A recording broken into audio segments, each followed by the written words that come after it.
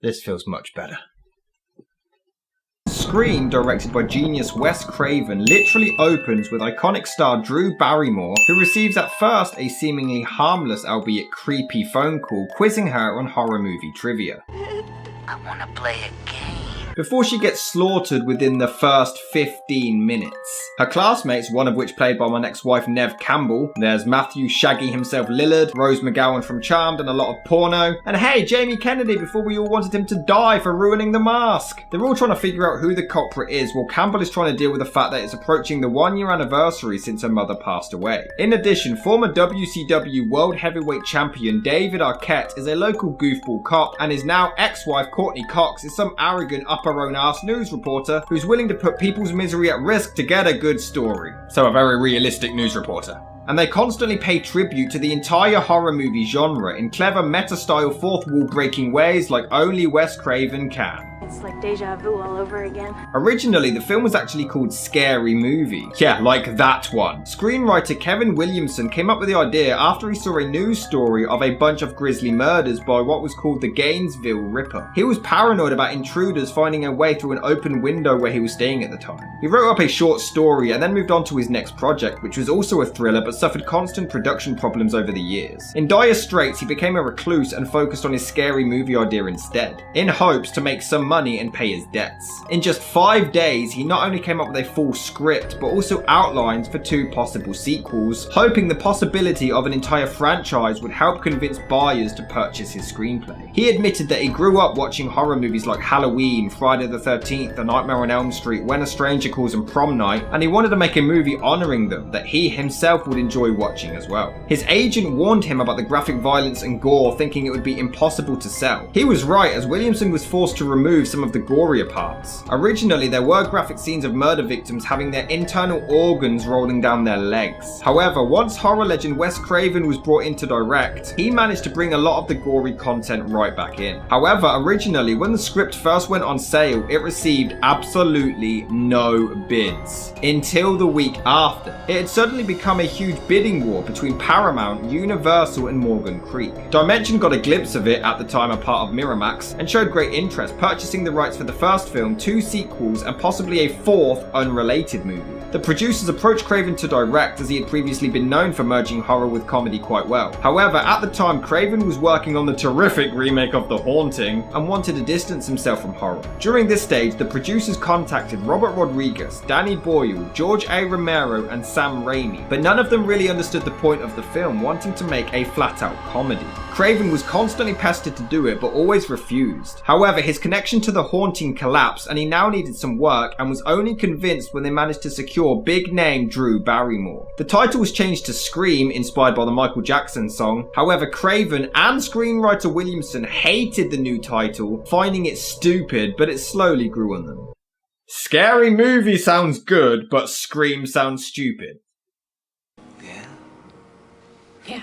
However, they then saw themselves on the other end of a lawsuit by Sony for their film Screamers from the previous year, but it was settled out of court. Originally though, Drew Barrymore was meant to play the lead star Sydney, but she was busy with other commitments and had to take on the smaller role instead. But it was so risky at the time to have killed off such a big star so early on in the movie, but it really worked out. Everyone saw her credit and the poster and naturally assumed that she was the lead, before seeing her get slashed off straight away. It was insane. I mean, I know that Psycho already did that, but shut up. Reese Witherspoon was approached to play Sydney but showed no interest, though Alicia Witt, Melissa Joan Hart and Brittany Murphy all auditioned before Nev Campbell landed the part. They also wanted someone who could pass as innocent but could also be believable as a strong female character who could handle herself. Campbell was reluctant, however, after starring in The Craft, but agreed anyway as it was her first leading role. Brooke Shields and Janine Garofalo both auditioned for the part of Gail, but they wanted a recognisable actress, going for Friends star Courtney Cox, who wanted to play a bitch character in contrast to a nice Monica counterpart. Monica could be a bitch too.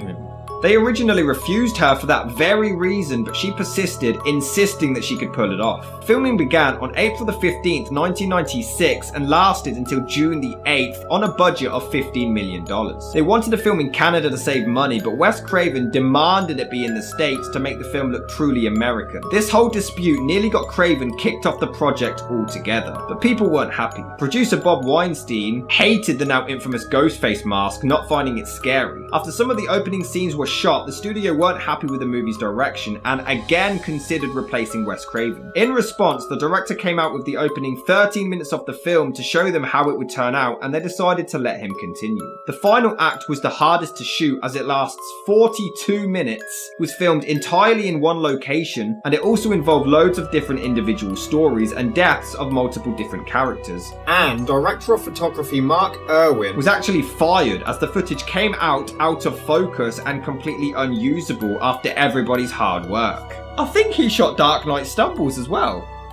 Jesus. The film took 2 months to edit, but the MPAA of course butted their noses in, and Craven was forced to tone down the more intense scenes to avoid an NC-17 rating, which would have really screwed them over at the box office. The producers were concerned, however, that if certain things were cut, it would remove key elements from the film and reduce its quality. The opening with Barrymore in particular. Craven actually lied to the MPAA and said that he only had one take of the scene and he couldn't replace it or tone it down, and they allowed it to remain as it was. Crafty bastard.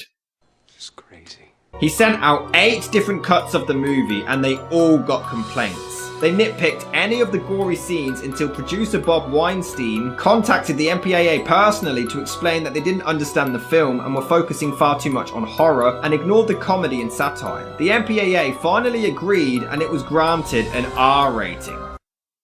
Isn't that worse than an NC-17 rating? America's weird. It's bad. Scream was premiered on December the 18th, 1996, but this doesn't make it a Christmas movie. No? In Los Angeles, California. In its first weekend, it only earned $6 million against its budget, so it was considered a flop. But over the following years, the gross ended up rising and rising until eventually earning $100 million worldwide. It went on to win Best Film at the International Horror Guild, as well as Best Writing and Best Horror Film Saturn Awards, where Neve Campbell picked up a Best Actress Saturn Award, and Best Movie at the MTV Movie Awards. Entertainment Weekly picked it as the 32nd greatest high school movie ever made, and Bravo voted it as the 13th scariest movie moment in history for that scene. And Empire ranked Scream as the 482nd greatest feature film ever made and the 3rd greatest horror overall. It was the series that really set the standards for not only breaking the fourth wall, but merging horror and comedy together, and it was the inspiration to spin off the Scary Movie series as well. Which I always found weird. Why spoof Scream when Scream is pretty much already a spoof? Stupid.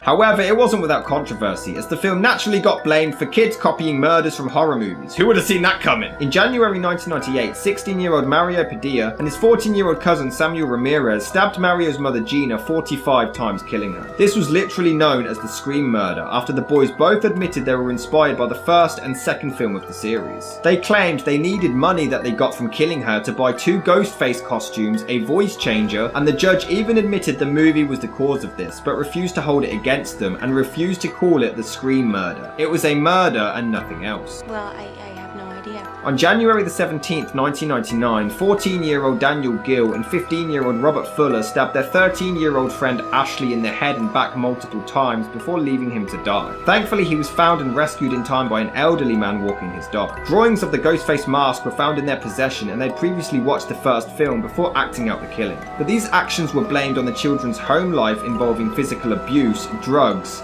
and black magic. Of course.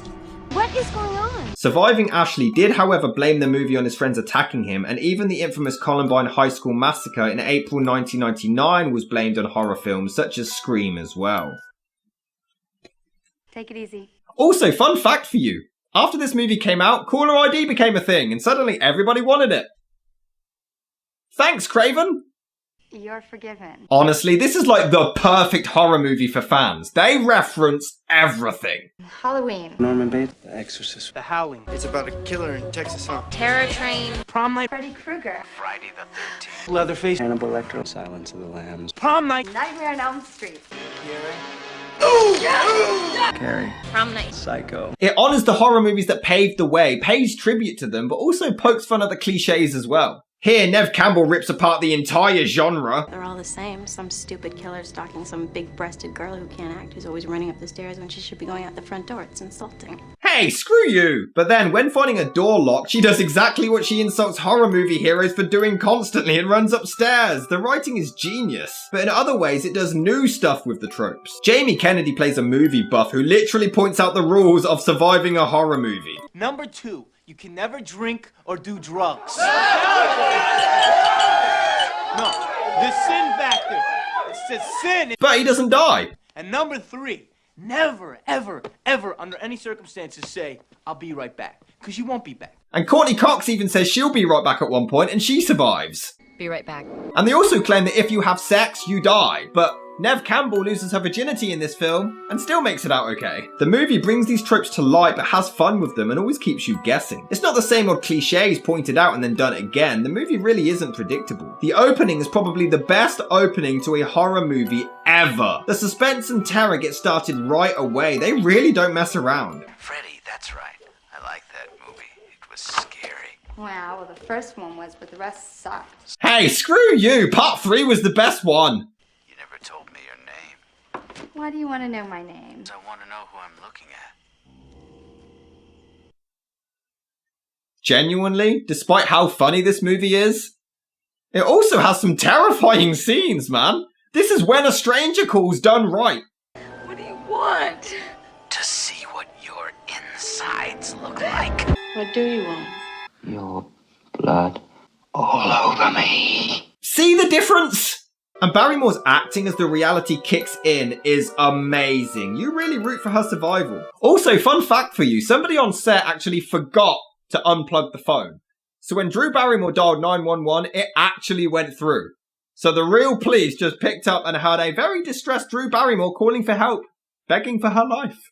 But when he suddenly switches and turns threatening, he sounds more like Chucky. No, you listen, you little bitch. You hang up on me again, I'll gut you like a fish, understand? And do as I say or I'll make more terrible reboots. Who's there?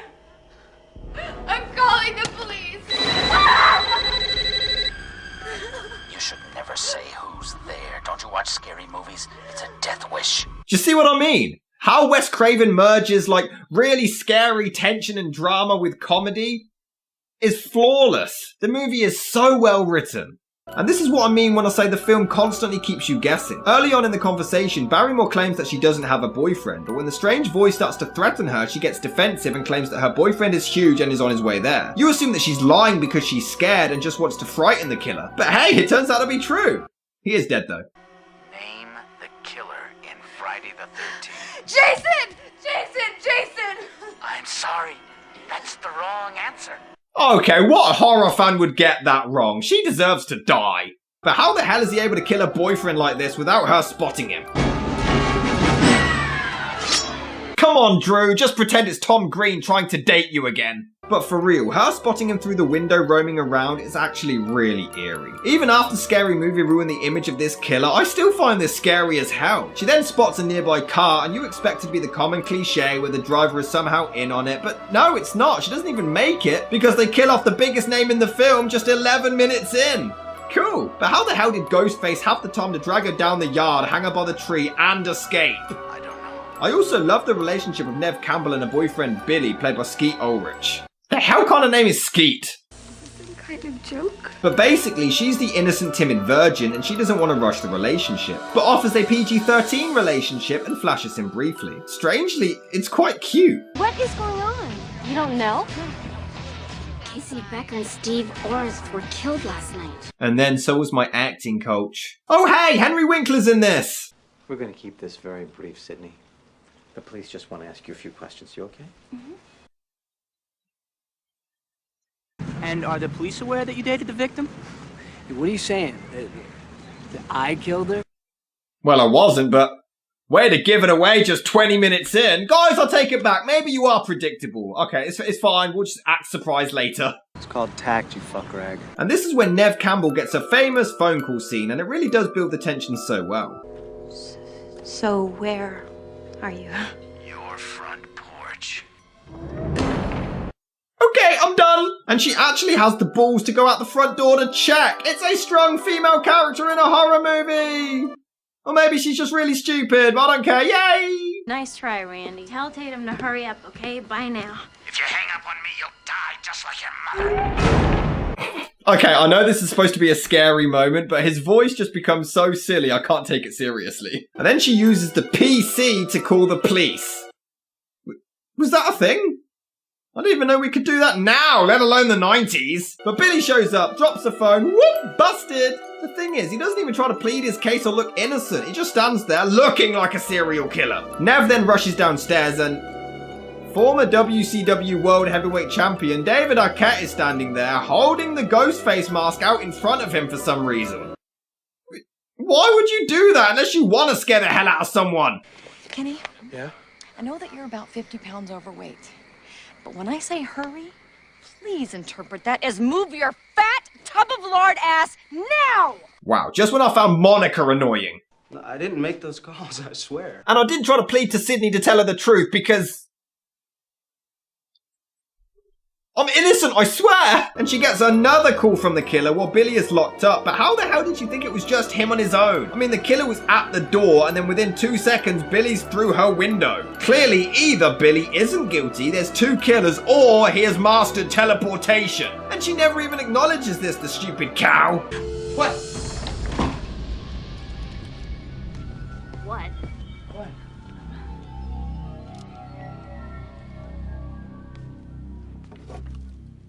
Hello? Remember when WCW World Heavyweight Champion David Arquette was actually funny? No, me neither. How did he get a career? His cellular bill was clean. He didn't make those calls. He's just a creep who randomly climbed into your window and gave you the rape face for no reason and looked really guilty. Don't worry, Sid, it's school. You'll be safe here. So how does it feel to be almost brutally butchered? Okay, I know that newsreaders sometimes can be insensitive and heartless, but who talks this way? Yes, how does it feel knowing that Hitler gassed your entire family? During the trial, you did all those stories about me. You called me a liar. I think you falsely identified him, yes. Have you talked to Cotton? Many times. And has his story changed? Not one word. He admits to having sex with your mother, but that's all. He's lying. She never would have touched him. He raped her, and then he butchered her. Her blood was all over his coat. He was drunk that night. He left his coat at your house after your mother seduced him. I saw him leave wearing it. No, you saw someone leave wearing that coat. Okay, Courtney Cox is a complete bitch in this. And I know that was the point, but she's not even an entertaining bitch. She's just annoying. She even joins the heroes. No, go away. She calls Sydney a liar, tells the story of her mother's death as if she was there and witnessed the whole thing, and just risks everyone's lives to get her hands on the whole story. Screw this bitch. And you know what? We'll see what happens later, but so many horror movies do the double swerve, so as far as I'm concerned, it's still blatantly obvious at this point that Billy is the killer. It's so obvious. Somebody was there. Hey, Christy, wait Billy, up. someone tried to kill me. I know. The cops said I scared him away. Even though he ran away before you turned up. And then the cop showed up 2 seconds later, so how the hell did he even get out? And Billy even tells Sydney that she needs to get over her mother's death. He's a complete arse too. Gee, I wonder who the killer is. But just to try to throw us off, Henry Winkler randomly turns psychotic and begins cutting up masks. Yep. Totally the killer. He even starts violently threatening to cut out the insides of the kids. What the hell? This makes no sense. It's just an attempt to throw us off the scent. Then Sydney overhears some girls insulting her mother's death. Are teenage girls really this evil? Yes, apparently they are. Yeah, never mind. I can't believe you're bringing this up. So the killer stalks Sydney in the toilets, somehow knowing she'd be in there at this precise moment. And why doesn't she run away? She insulted women for doing that earlier. She even breaks the movie's own rules by saying, Someone there? for a self-aware metafilm, not everything adds up. Oh well, it's still creepy as hell when he steps off the toilet and stops hiding. This is terrifying. And what makes it even smarter is the fact that lots of students have been dressing as Ghostface to prank the school. So you don't know if it's them or the real killer. The suspense is so good. Is there a problem on campus? No, everything's under control. Well, of course, you're here. You're not supposed to be here. A divorce isn't clear yet. Because of my boyish good looks, muscle mass has increased my acceptance as a serious police officer. And of course, my professional wrestling career. Well, we can help, can't we? My god, former WCW World Heavyweight Champion David Arquette just doesn't seem the least bit interested whatsoever. He looks bored the entire time and just gives no effort.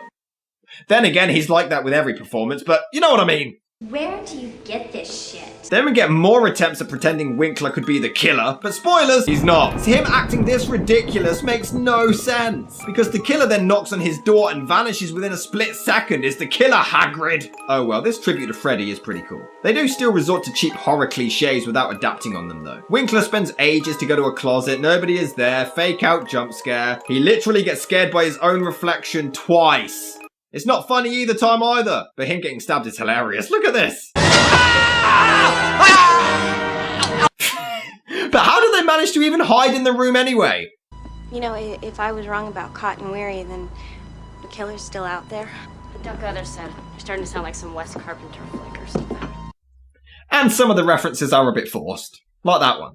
But also, Billy's locked up. You were just attacked by the killer in the toilets, and Billy's phone was checked and cleared. So why is there any doubt left in your mind? Ah, video stores. God, I miss the 90s. And I adore Jamie Kennedy's character. He analyzes horror and just knows everything. He openly says he's watched enough horror to know that Billy is clearly the killer. Listen to him, he knows. Because then he gets cornered by Billy and Shaggy to scare the hell out of him, and now it's even more obvious that they're the killers. They've only given it away again. This twist actually sucks. Maybe your movie freaked mind lost its reality button. You ever think of that? You're absolutely right. I'm the first to admit it. If this were a scary movie, I'd be the prime suspect. But that's actually genius. I love most of the script. Hey, Sid, just think, if they make a movie about you, who's gonna play you? I shudder to think. And the fourth wall jokes. But weirdly, for a film that pokes fun at horror cliches, former WCW World Heavyweight Champion David Arquette is literally the goofball cop, and they never acknowledge it or adapt on it. He sucks though, he's the worst part of the film. And my god, Courtney Cox is so annoying! We spotted? I don't think so. Look at the camera. Do newsreaders really do this? I know they can be obsessive, but come on! Oh, and of course, former WCW World Heavyweight Champion David Arquette has a thing for her, but she uses him to get the scoop, the cow. Oh, hello, nipples. But it does invent the cliche where the hero thinks that it's a fake killer messing with them, but then they get killed. She doesn't scream or anything when she's attacked either. And that's because the actress said that she just can't scream. She didn't have a problem in the pornos, so. And I know you'd be panicking and stuff, but why would you ever believe for a second that you could fit through this doggy door? She was right there! Could have just hit the button for the garage door and then ran out. Oh well, the death is awesome. Then the killer just casually heads back into the party. How the hell does nobody spot him? Dude, you're only making it more obvious! I was hoping I could talk to Sid alone. You know, if Tatum sees you here, she'll draw blood. Subtle. What I love is that, unlike other slashers, this character has a story arc and you care for it. You really feel for Sydney and want her to overcome her loss and her issues. You're not just waiting for the next person to die, you're invested in the character's trauma. It's like Jodie Foster in Silence of the Lambs when she keeps having flashbacks of her dead father. But this is life. This isn't a movie. I love this film. And the scene where Jamie Kennedy lists all the horror movie rules is probably one of my favourite scenes in horror history. It is genius. Oh, excuse me, mate. I thought maybe we'd walk. It's such a nice night out. Got a flashlight. Now the music implies that former WCW World Heavyweight Champion David Arquette is the killer. But no, he's not. That would mean he's actually vital to the plot. And the sex scene intercuts with Jamie Kennedy narrating John Carpenter's Halloween, and it's so cleverly put together. Look! Here comes the obligatory tit shot. Followed immediately with... Listen up.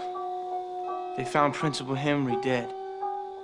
He was gutted and hung from the goalpost on the football field. What are we waiting for? Let's go over there before they pry him down! Hey! I love this movie! You don't still think it was me, do you? Well, you're not doing an awful lot to prove her wrong! What do I have to do to prove to you that I'm not a killer? Stop acting like a fucking murderer! Sydney! Billy, watch out! Oh! Okay.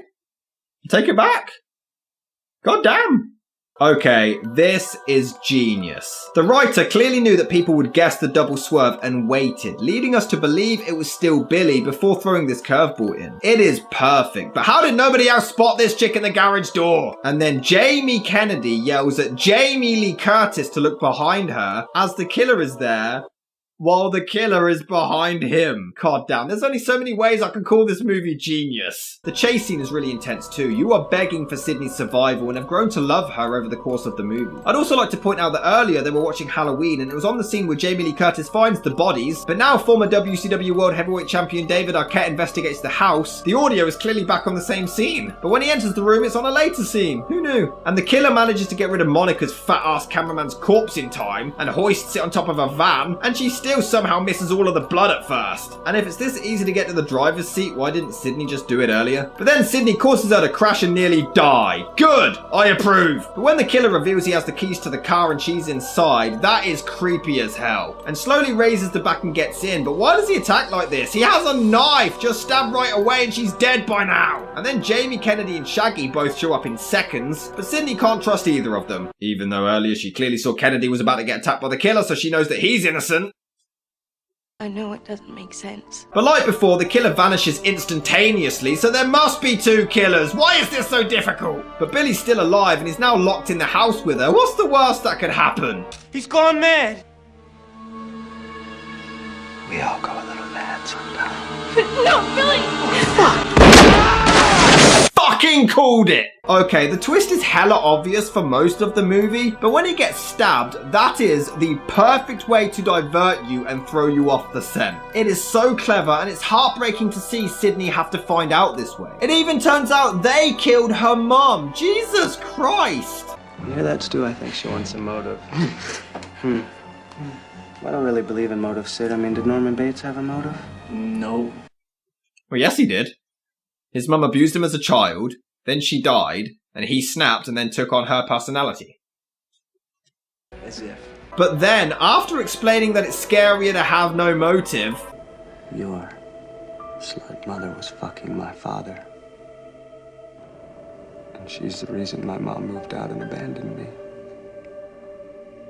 So you do have a motive then?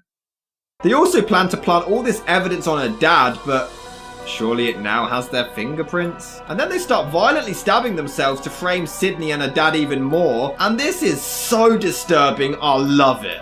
Shouldn't they kill her first though?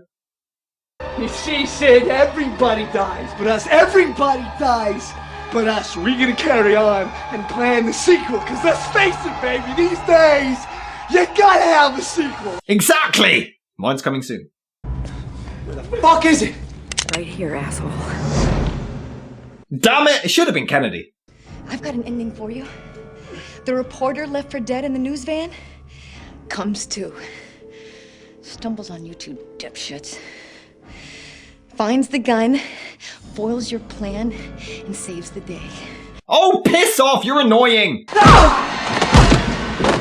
Yes, much better! But Sydney manages to not only hide, but drag her dad away as well, then calls them up with the voice changer. This is awesome and everything, but how did she manage to do all of this in such a short amount of time? Oh, and there is no way Halloween is still playing. Wait, and Sydney was able to find the costume and get changed in time? Is she a damn superhero? And why would you bother getting in the costume? Sorry. Oh my God, Randy, I thought you were dead. I probably should be. I never thought I'd be so happy to be a virgin. I love him. Even though Sydney's not a virgin, she was okay, but you know. But uh-oh, Billy is still alive. Oh, piss off! This is the moment when the supposedly dead killer comes back to life for one last scare. This is great.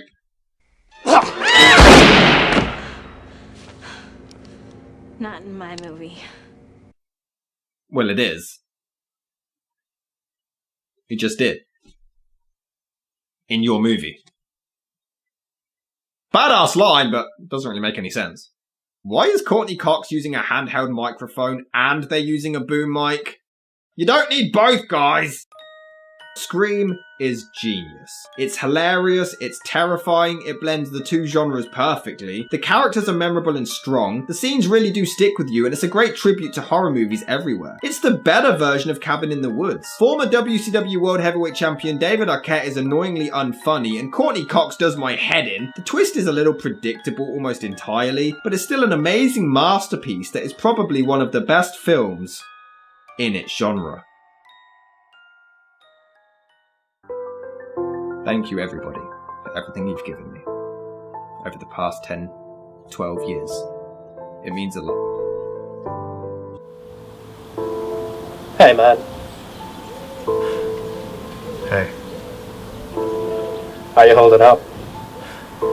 Not great. You know it's for your own good.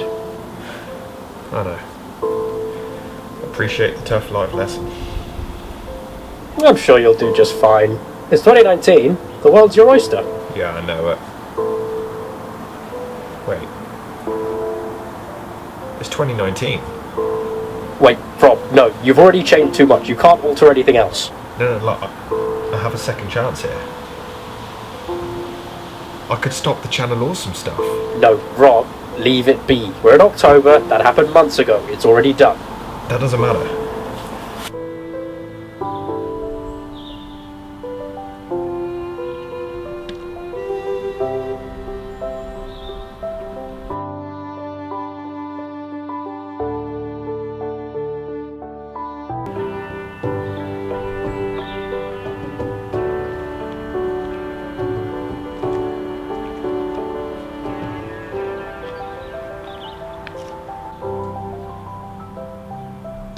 Hello, I'm the Nostalgia Critic. I remember it so the flashbacks don't have to.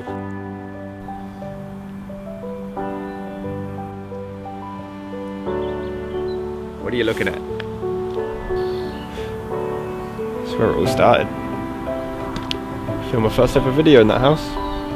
Even before CV started. You're just a little puffy cheeked kid who looks like Josh Peck from Drake and Josh. Must have a lot of memories. Yeah. It's been one hell of a year, man. Yeah, it has. It's been the premise for most of your channel's history, though, hasn't it? Pretty much. So what are you gonna do? Just gonna quit? Can't just end it, man. It's been 10 years of my life. I do want to thank you, though.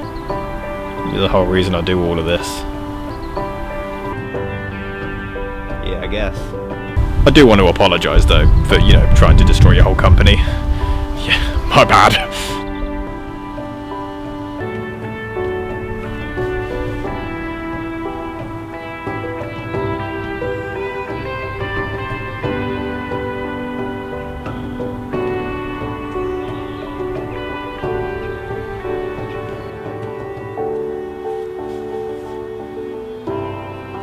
Wish I knew where Craig was.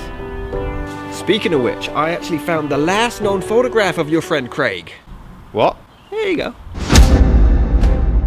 Wait, Craig's world champion? He never told me. Oh, my bad, hold on. Oh, okay. He's in Slytherin, that son of a bitch! Oh shit, oh, one more. Oh, okay, my bad.